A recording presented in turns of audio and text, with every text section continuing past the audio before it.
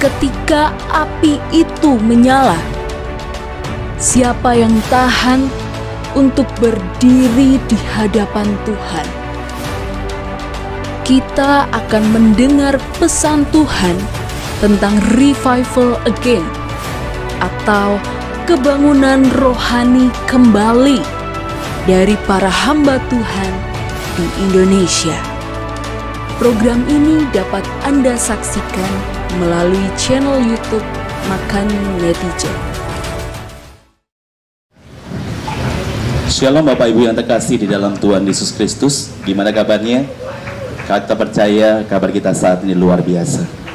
Kita bersyukur pada kesempatan sore hari ini kita masih diberikan kekuatan, kesehatan oleh Tuhan. Dan kita bersyukur kita masih diberikan kesempatan untuk kita datang di tempat ini, belajar bersama-sama firman Tuhan. Biarlah firman Tuhan pada sore hari ini boleh menguatkan setiap kita, dan kita diubahkan menjadi manusia baru di dalam Tuhan. Mari kita berdoa. Segala puji syukur kami naikkan syukur bagimu Tuhan. Terima kasih buat sore hari ini Tuhan, sore yang boleh Kau berikan buat kami hari ini. Kami bersyukur Kau boleh memberkati setiap kami di tempat ini Tuhan. Biarlah setiap apapun yang menjadi pergumulan kami saat ini, biarlah Roh Kudus sendiri akan memberikan kami kekuatan. Roh Kudus sendiri akan memberikan damai sejahtera yang luar biasa dalam hidup kami Tuhan. Terima kasih Tuhan, terima kasih. Biarlah firman yang akan kami sampaikan pada sore hari ini, biarlah memberikan kekuatan buat kami. Dan biarlah Kau berikan kami Tuhan, hamba-Mu yang terbatas ini, biarlah setiap firman yang kami taburkan pada sore hari ini boleh menjadi kekuatan bagi setiap kita yang mendengarkan. Terima kasih Tuhan, terima kasih. Di dalam nama Tuhan Yesus kami mengucap syukur dan berdoa. Haleluya. Amin. Ya, Shalom Bapak Ibu yang terkasih di dalam Tuhan Yesus Kristus. Firman Tuhan pada sore hari ini kita belajar tentang revival again, artinya kebangunan rohani. Dan kita percaya pada sore hari ini kita akan dibangkitkan lagi api yang mungkin saat ini padam. Dan biarlah Roh Kudus sendiri yang akan membuat kita semakin menyala-nyala di dalam mengiring Tuhan. Kita membuka sama-sama firman Tuhan dari Yohanes 21 ayat 15 sampai dengan ayat yang ke-19. Yohanes 21 ayat 15 sampai dengan ayat yang ke-19. Sesudah sarapan, Yesus berkata kepada Simon Petrus, "Simon anak Yohanes, apakah engkau mengasihi aku lebih dari mereka ini?" Jawab Petrus kepadanya, "Benar Tuhan, engkau tahu bahwa aku mengasihi engkau." Kata Yesus kepadanya, "Gembalakanlah domba-dombaku."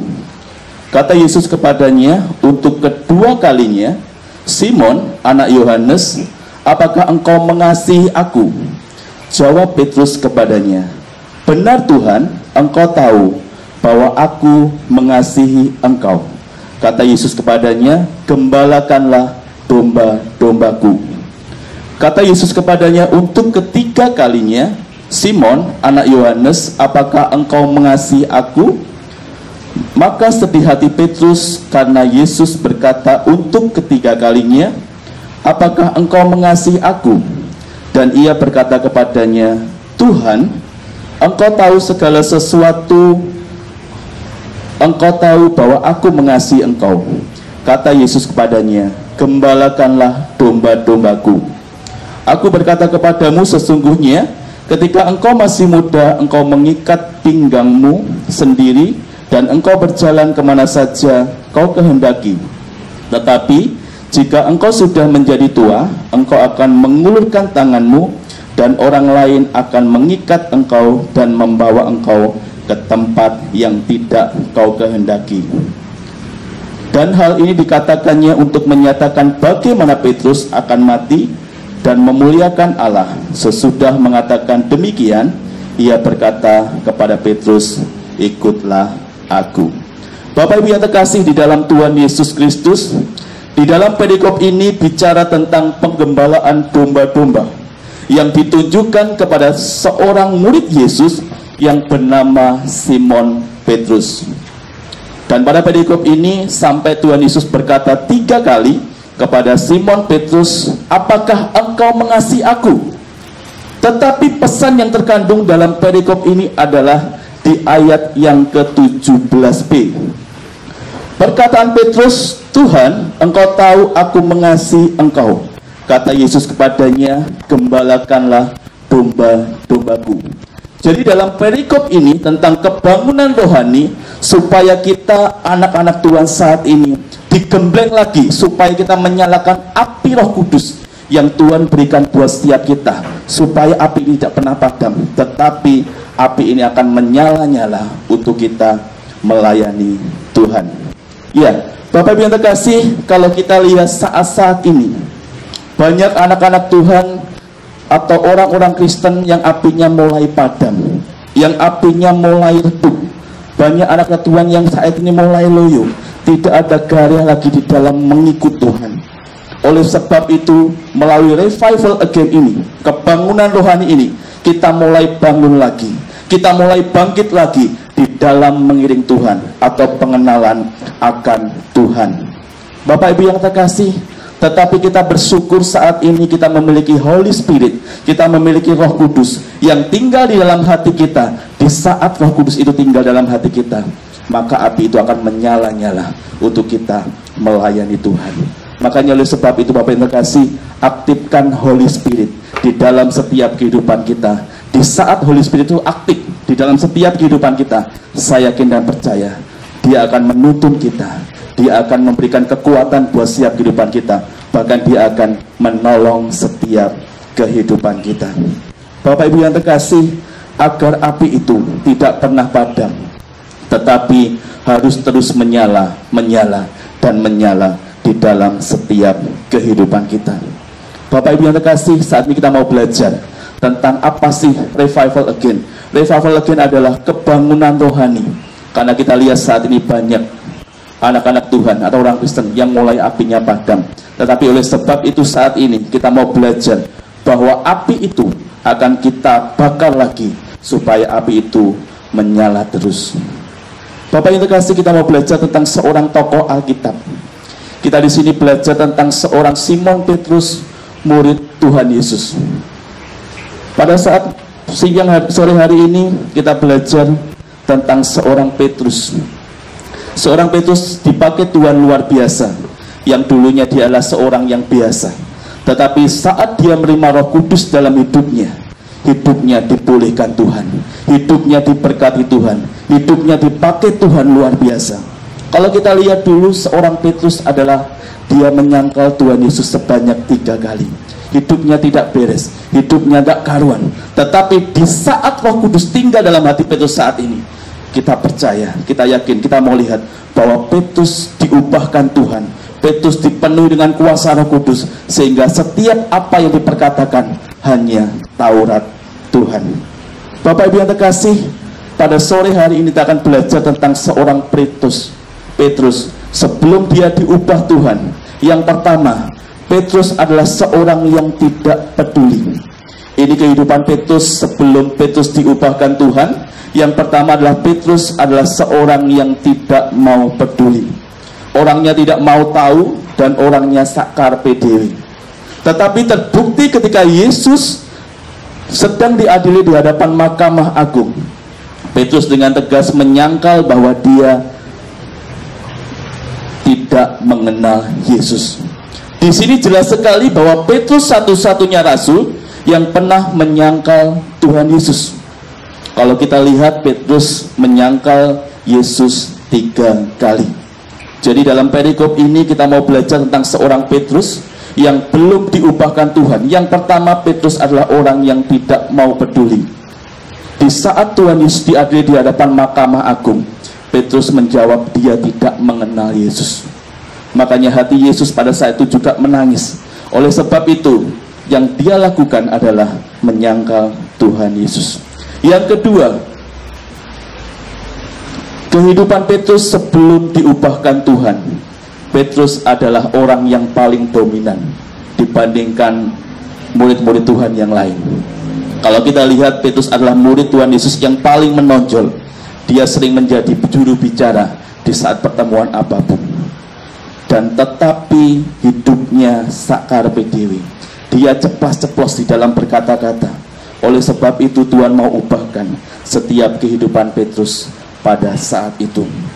Kita mau belajar lagi yang ketiga. Apa sih kehidupan Petrus sebelum diubahkan Tuhan? Yang ketiga, Petrus adalah orang yang suka berkomentar, suka maitu dengan Tuhan. Petrus adalah paling suka komentar dengan apa yang dilakukan Tuhan. Petrus paling suka tanggap terhadap apa yang disampaikan oleh Yesus dan apa yang dilihat dan didengarnya. Petrus langsung mengkomentari apa yang disampaikan Yesus. Jadi Petrus saat ini yang ketiga adalah dia orangnya suka berkomentar, suka maitu dengan Tuhan. Tetapi di saat Roh Kudus itu ada dalam setiap kehidupan Petrus, maka dia akan diubahkan. Yang keempat, kita akan belajar tentang seorang Petrus. Apa sih kehidupannya sebelum dia diubahkan Tuhan? Yang keempat adalah Petrus orangnya bimbang. Kalau kita lihat dalam perikop Alkitab ini tentang Petrus seorang yang bimbang, ketika kejadiannya Tuhan Yesus berjalan di atas air, tiba-tiba murid Tuhan Yesus semuanya merasa ketakutan, merasa bahwa yang berjalan di atas air itu bukan Tuhan Yesus.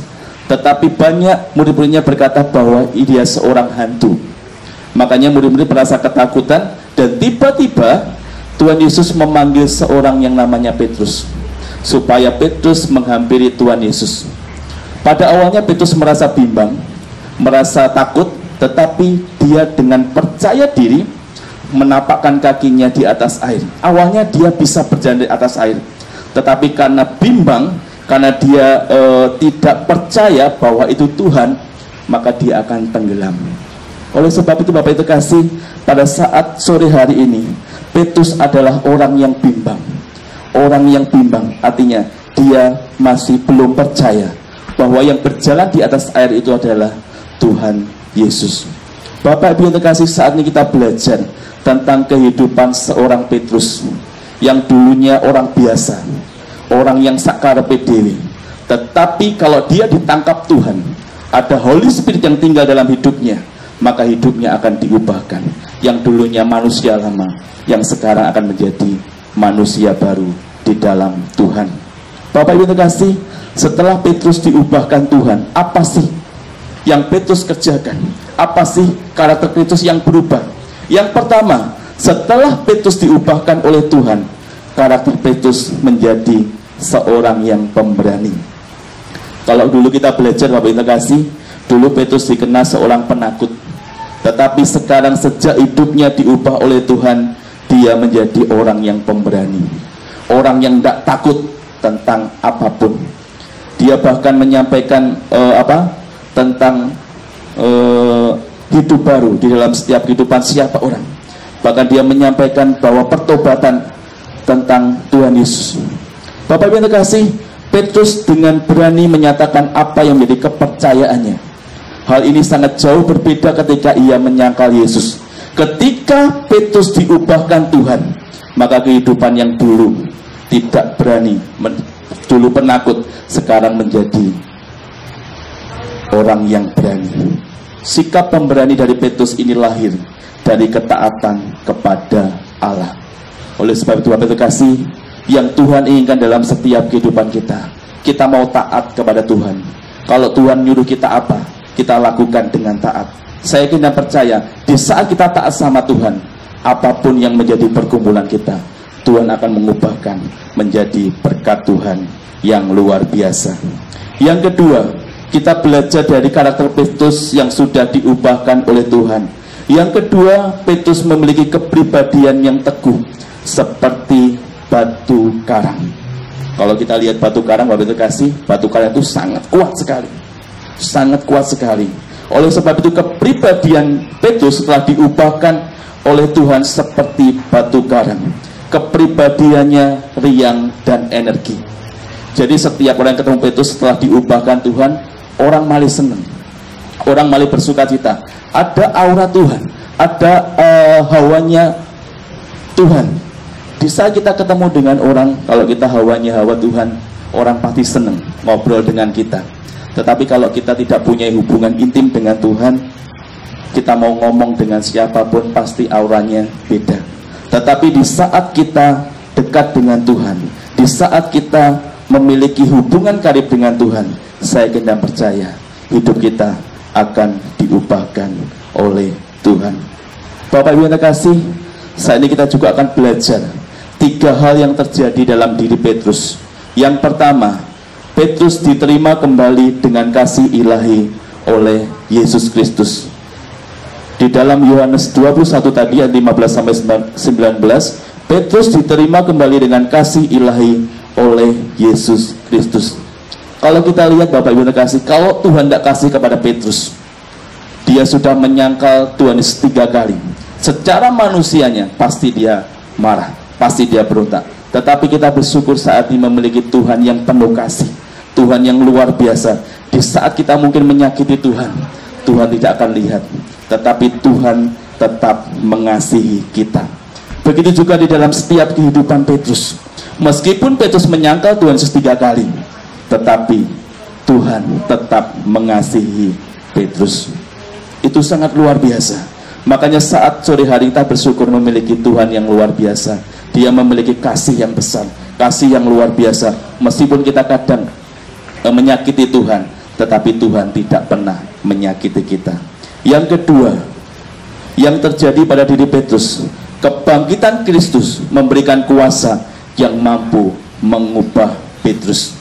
Jadi Bapak Ibu yang terkasih, di saat Roh Kudus tinggal di dalam hati Petrus saat itu, maka hatinya bergejolak, hatinya diubahkan oleh Tuhan.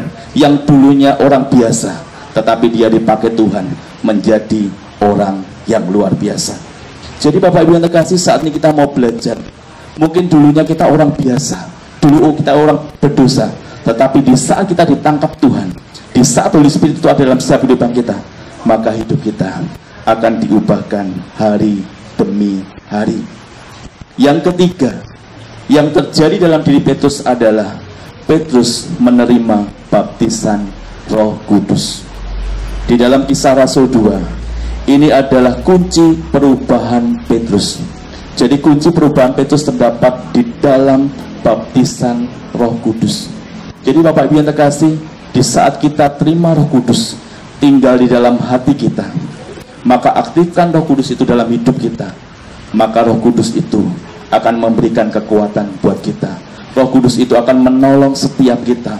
Roh Kudus itu akan memberikan sukacita buat kita. Jadi mungkin saat ini mungkin yang lagi lemah, yang saat ini punya pergumulan, aktifkan Roh Kudus. Karena Roh Kudus itu akan berperan penting di dalam setiap kehidupan kita, pribadi lepas pribadi. Karena Roh Kudus itu yang akan menuntun setiap kehidupan kita. Mungkin yang saat ini sedang lemah, dikuatkan oleh Roh Kudus. Yang ini saat ini mungkin sedang sakit, Roh Kudus akan membalut setiap sakit Bapak Ibu sekalian. Makanya Bapak Ibu terkasih, saat sore hari ini aktifkan Roh Kudus di dalam hidup kita. Bapak Ibu yang terkasih, kalau kita belajar tentang seorang Petrus yang dulunya orang biasa, orang yang tidak punya pendidikan, tetapi dia ditangkap Tuhan dan menjadi orang yang luar biasa. Setiap kita akan mengalami apa yang dialami Petrus, tetapi Roh Kudus di dalam setiap kehidupan kita akan menuntun setiap hidup kita saat ini. Oleh sebab itu Bapak Ibu terkasih, aktifkan Roh Kudus di dalam hidup kita, dimanapun kita berada. Di saat Roh Kudus itu sudah tinggal dalam hati kita, kita tinggal mengaktifkan saja, maka Roh Kudus itu akan menuntun kita, akan memberikan damai sejahtera, sukacita di dalam hidup kita.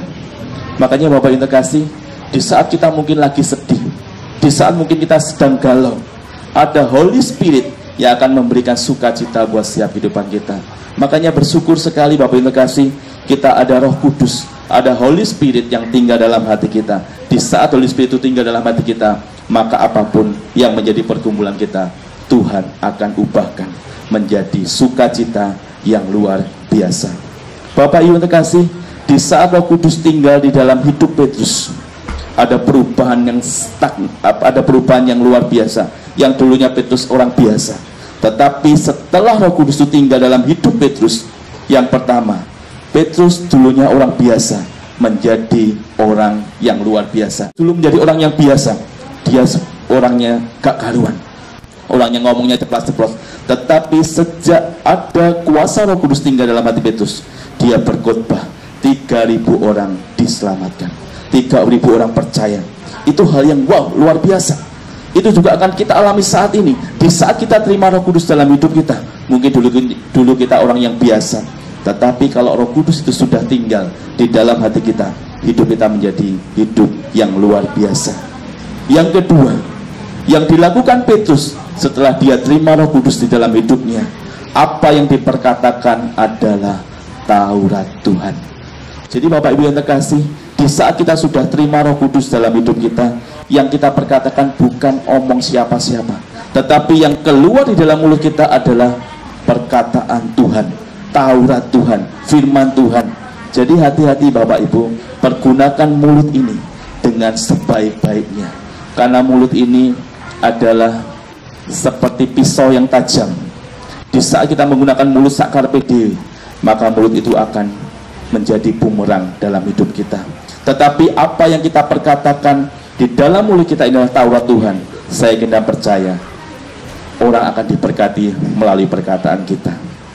Yang ketiga, setelah Roh Kudus tinggal dalam hidup Petrus, Petrus sudah meninggalkan manusia yang lama dan dia sekarang menjadi manusia yang baru. Kita belajar saat ini seorang Petrus, Bapak Ibu terkasih. Petrus yang dulunya seorang pengecut, seorang yang sakarepe dhewe, tetapi di saat dia dijamah Tuhan, di saat dia dipakai Tuhan luar biasa, hidupnya menjadi manusia baru.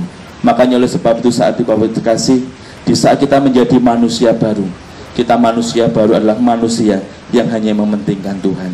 Yang keempat, di saat Roh Kudus tinggal dalam hidup Petrus, hidupnya penuh damai sejahtera.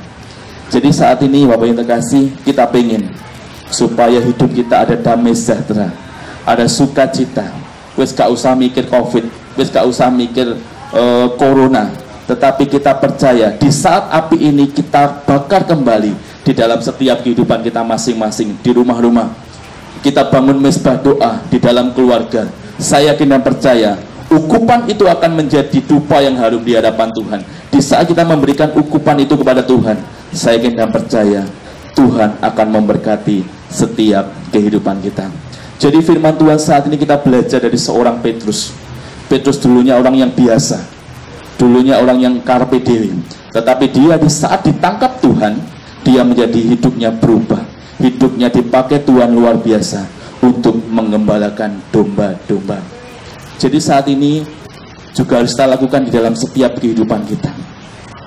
Di saat kita mau berubah, saya ingin dan percaya Holy Spirit itu akan memberikan kekuatan buat setiap kehidupan kita. Makanya Bapak Ibu, di saat kita punya Holy Spirit, di saat kita punya Holy Spirit saat ini, Holy Spirit itu yang akan menuntun jalan hidup kita, yang akan menuntun masa depan kita. Karena kalau kita percaya Holy Spirit, kita percaya itu yang memberikan kekuatan buat setiap kehidupan kita. Bapak Ibu terkasih, saat sore hari ini kita belajar tentang seorang Petrus. Makanya Bapak Ibu, saya pesan supaya api yang dahulunya padam, mari kita bakar kembali, supaya api itu tetap menyala di dalam kita mengikut Tuhan. Di dalam mengikut Tuhan banyak problema, banyak pergumulan, tetapi saya yakin dan percaya di saat kita taat sama Tuhan, di saat kita setia sama Tuhan, apapun yang menjadi pergumulan kita, masalah kita, Tuhan akan jawab. Makanya Bapak Ibu, ikut Tuhan itu sebenarnya sepele. Di saat kita setia sama Tuhan, di saat kita taat sama Tuhan, melakukan apa yang menjadi kehendak Tuhan dalam kehidupan kita, kita gak usah mikir sandang, pangan, papan Tuhan akan sediakan. Yang penting apa dong? Kita harus dahulukan Tuhan. Dengan apa? Dengan pujian penyembahan. Dengan apa? Dengan doa dan juga baca firman Tuhan. Jadi 3 hal ini apabila kita lakukan di dalam setiap kehidupan kita sehari-hari sebagai anak-anak Tuhan, saya yakin dan percaya hidup kita akan diubahkan, bukan menjadi orang yang biasa, tetapi menjadi orang yang luar biasa di dalam Tuhan. Terima kasih Bapak Ibu yang terkasih. Biarlah firman Tuhan ini boleh menguatkan setiap kehidupan kita, Makanya saat-saat ini yang Tuhan inginkan dalam setiap kehidupan kita, kita mau bakar api lagi. Api yang mulai padam, kita bakar lagi supaya api itu tetap menyala. Dan kita melayani Tuhan dengan semangat, dengan kokoh, dengan penuh sukacita. Saya yakin dan percaya, di saat kita sukacita sama Tuhan, Tuhan akan memberikan sukacita penuh di dalam hidup kita. Terima kasih. Mari kita berdoa. Segala puji syukur kami naikkan syukur bagimu Tuhan. Terima kasih buat sore hari ini kami boleh menyampaikan firman Tuhan pada sore hari ini. Kita belajar tentang seorang Petrus Tuhan. Dan biarlah seorang Petrus yang dulunya seorang biasa, tetapi setelah dia ditangkap oleh Tuhan sendiri, maka hidupnya akan diubahkan. Dan kita ingin Tuhan seperti seorang Petrus yang dulunya orang biasa, di saat Engkau tangkap Roh Kudus tinggal dalam hati Petrus, maka hidupnya akan diubahkan menjadi orang-orang yang berbeda. Pada sore hari ini Tuhan, kami berdoa buat setiap semuanya di tempat ini Tuhan. Kami yakin dan percaya kita semua akan diubahkan oleh Tuhan menjadi pribadi-pribadi yang baru. Manusia lama kita akan tinggalkan, tetapi kita mau menjadi manusia yang baru bersama Tuhan. Dan kita minta tuntunan Roh Kudus, supaya Roh Kudus yang tinggal dalam hati kita boleh menguatkan, boleh memberikan sukacita, boleh memberikan damai sejahtera di dalam setiap kehidupan kita. Terima kasih Tuhan, terima kasih Holy Spirit, terima kasih Tuhan Yesus. Kami percaya Tuhan firman-Mu ya dan amin. Dan kami akan lakukan setiap firman itu di dalam setiap kehidupan kami sehari-hari. Terima kasih Tuhan, terima kasih. Biarlah segala puji, hormat, kemuliaan hanya bagi Engkau Tuhan. Di dalam nama Tuhan Yesus kami mengucap syukur dan berdoa. Haleluya. Amin.